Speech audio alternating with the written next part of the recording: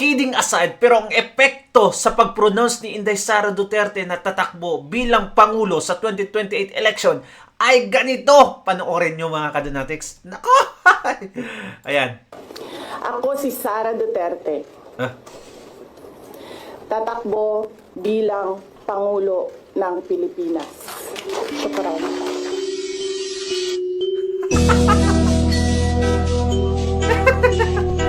Look at that. Nag-viral to sila mga kadonatics. Can you imagine, ha? 28,000 at almost 29,000 commenters mga kadonatics ang nandito. Grabe.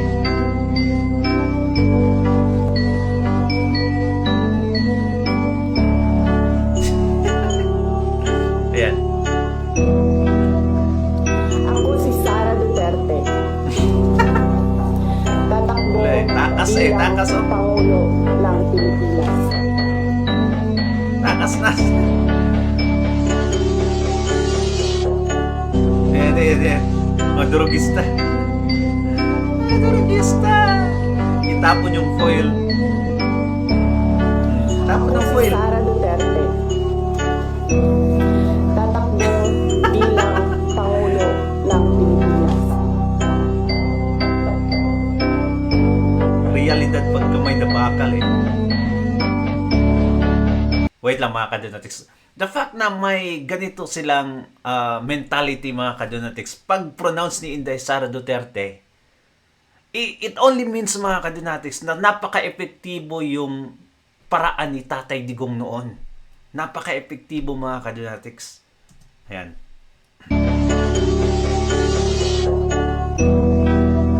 Ako.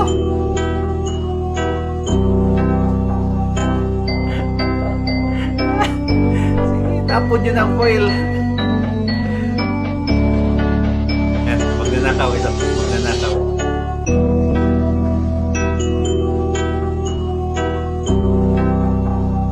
Ako si Sara Duterte. Ito talaga ako natawa eh. Tatakbo bilang Pangulo ng Pilipinas.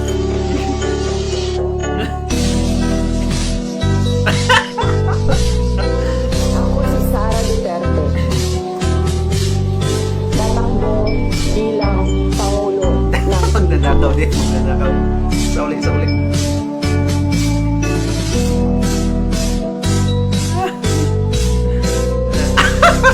Manok.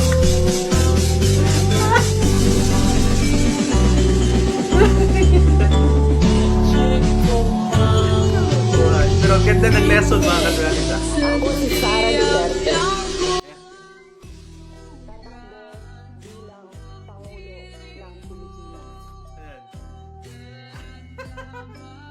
Bakit na po ransom?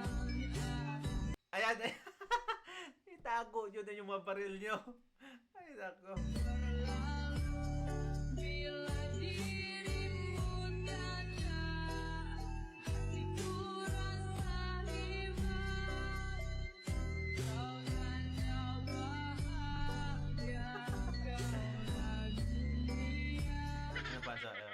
Alright, anong sabi dito? Yan ang realidad. Pagka may nabakal ang mamumuno, kabahan na raw kayo papasok si Aguila.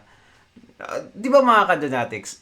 Iba ang mensahe na iparating Inday Sara Duterte nung nagpasya siyang tumakbo. I just came across this video, very simple but speaks a lot. They know it's no joke, it's not sugar-coated words. Sugar-coated words, but a strong warning. Yung ikaw na mismo ang magkukusang sumunod. Di ba mga kadonatics? Ganyan yung epekto sa panahon ng nanalo si Tatay Digong. Umabot nga ng milyon mga kadonatics ang sumuko. Sumuko ng mga user mga kadonatics at pusher sa panahon ni Tatay Digong. Sila na mismo. Takot na takot talaga sila mga kadonatics. Now ngayon, alam naman natin na mas matindi pa. Though, she's not good with words. Talaga si Inday Sara Duterte, compare mo kay Tatay Digong, mga kadonatics, iba yung strength niya. Not with words, mga kadonatics, not with public speaking.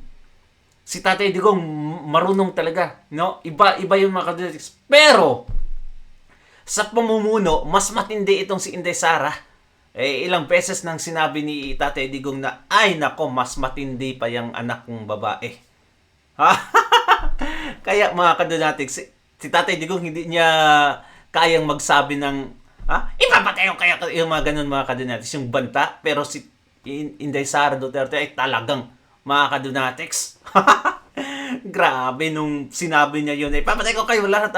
Parang hindi siya vice president that time. Talagang galit na galit siya mga kadonatics.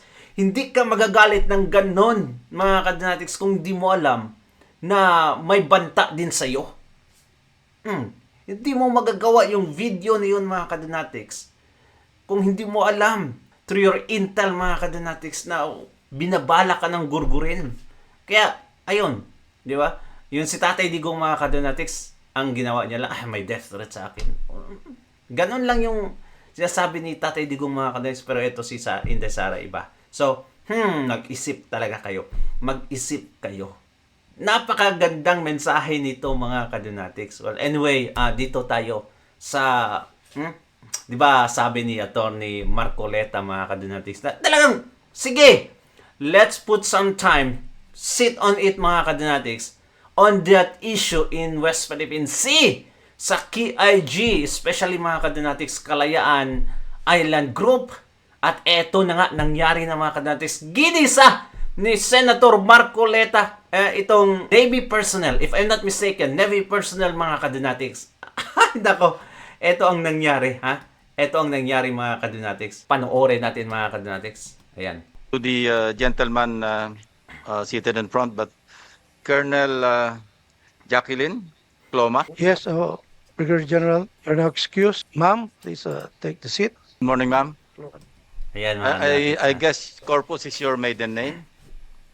So is your husband a direct descendant of Tomas Cloma? My husband, sir, happens to be a great grandson.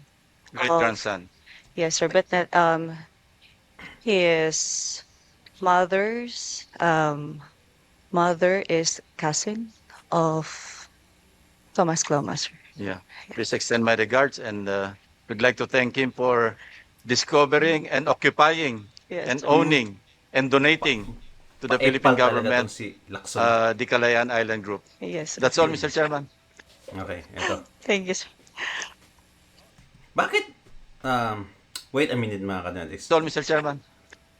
Napansin nyo ba yung babae na Thank nasa likod ni Senator Marcoleta? Ayan, ni Senator, ni Ping Lacson mga kadonatics. Napansin nyo ba yung babae na yan, no? Okay. Siguro napanood nyo na yung One Piece. Parang magkatulad, magkamukha sila mga kadonatics. Yung babaeng Navy sa One Piece mga kadonatics. Parang magkamukha sila. At ayun pala, mga kadonatics, Filipina din pala yung babaeng yon. And anyway, let's go on. Mr. Chair, Thank you, Honorable Marcoleta, Colonel. Colonel Cloma. the descendant of Mr. Thomas Cloma. Yes, sir. Senator Lacson made reference to his being the one who discovered the what? KIG. Kalayaan Island Group Kalayaan or the Island Spratlys? Was that supported by reliable accounts, Colonel? Sir, before I will speak, sir, I'd just like to make a disclaimer that my statement will not reflect of my organization. So this will be my personal account, sir, and based on the stories I had from my husband, and I did a little research about it, sir. So I'm not referring, Colonel, to the stories. I'm talking about historical accounts, if they are very viable, that the great ancestor of your husband was the one who discovered the Kalayaan Island Group. Is this supported by historical facts? I have Ayan na. seen and read some references about it, sir. Did you know, Madam, that, Colonel, that when Mr. Thomas Cloma made a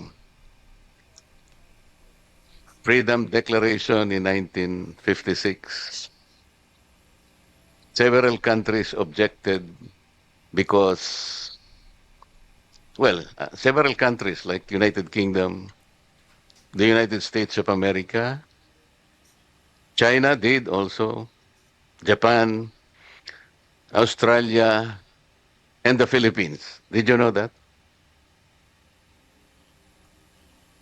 Based on my reading, sir, I only read countries like Vietnam, China, and France. Yes. Did you know that these countries objected to his declaration? Yes, sir. And there is a common ground, Colonel, why they objected. Do you know what the ground is? May you please enlighten me, sir, on that? Yes. Because according to the objectors, Kalayaan Island Group at that time is no longer treated as terra nullius, which means that Nobody's island, sir. it is not unoccupied Hmm. and it was not undiscovered. Kaya po, Colonel, pati ang ating bansa vigorously objected. And that is why it is not correct to assume that he discovered it because several other discoverers Wow. prior to his time. Magaling din si Do you know Jose. that in 1837, the United Kingdom already made a notification claim? Did you know that, Tama. madam? And in 1933, the Japanese or Japan also made the same notice of claim, 1933.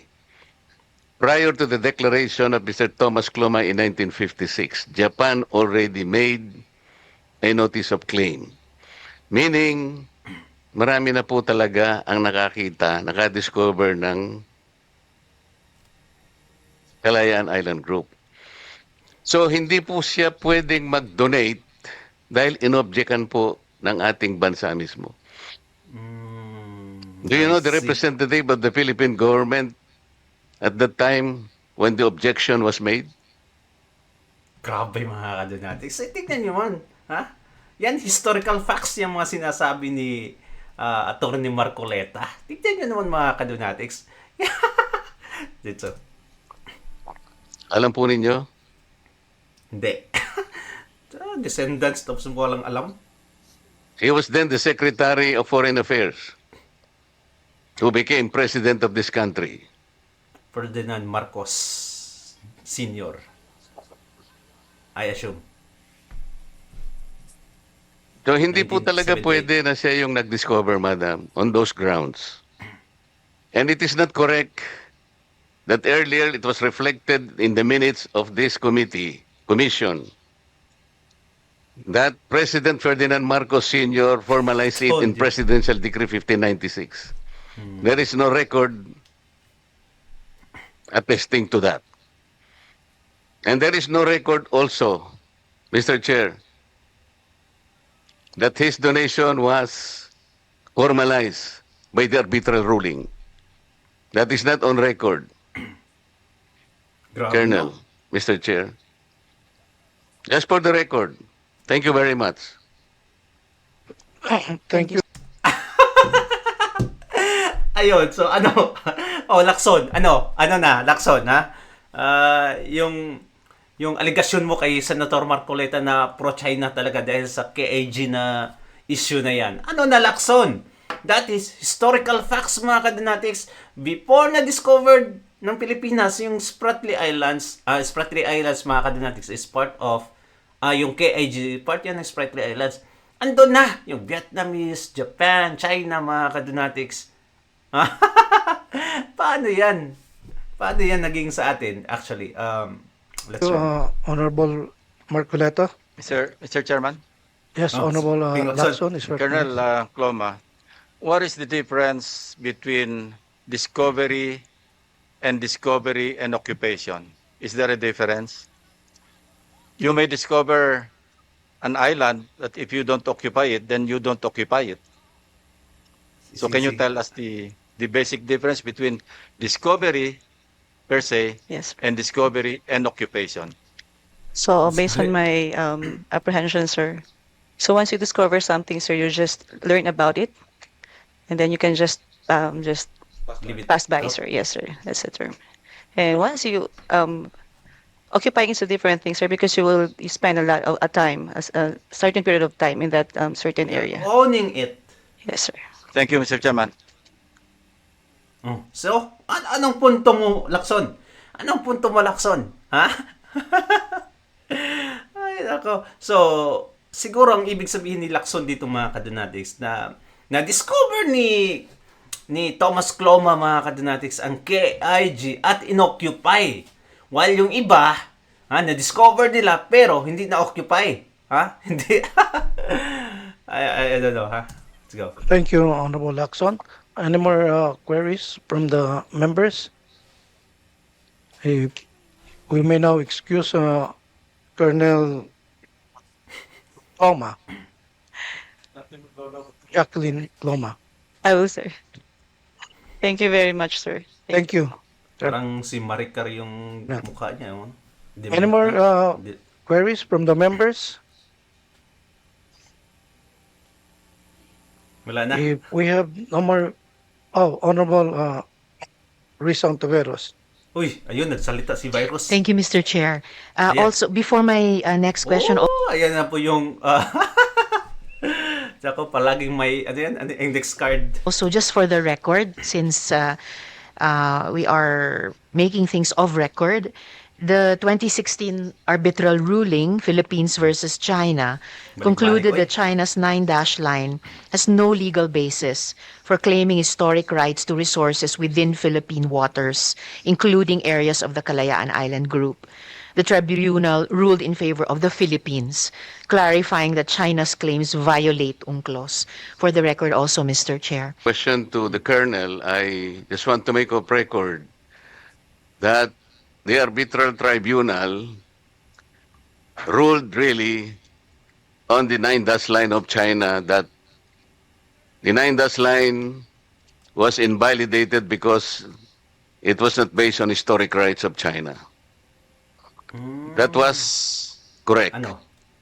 But the second premise of Senator Ontiveros is inaccurate because the arbitral tribunal did not rule on the Kalayaan Island Group because the Philippine government in its Philippine memorial did not ask the tribunal to make judgment on that. Because the Kalayaan Island Group is a territory and the arbitral tribunal has no jurisdiction to pass upon on that. That is the record, Mr. Chair. Grabe. So, yung pinanalo natin mga kadonatics sa arbitral tribunal, noong 2016, hindi pala kasama yung KIG. So, it does not make sense mga kadonatics kung i-include mo doon, virus. Ay, nako, grabe. Yung alam talaga ni Marcoleta sa ruling na ito mga kadonatics ay beyond record, ha? Beyond record kasi yung mga i-search mo mga kadonatics, hindi mo makita yung mga pinagsasabi ni Senator Marcoleta aside sa nung na-discover ng 1956 ang Kalayaan Island Group ni Thomas Cloma. Ay, nako. While mga kadonatics, maganda. Balikan nyo yung video na to. You watch it, mga kadonatics, to learn something also. Because it's really, really good. At least mga kadonatics, may matutunan tayo. And if ever, may mga masasagupa tayong, pabibo dito mga kadonatics, at least we have something to share on, right? Ay, nako.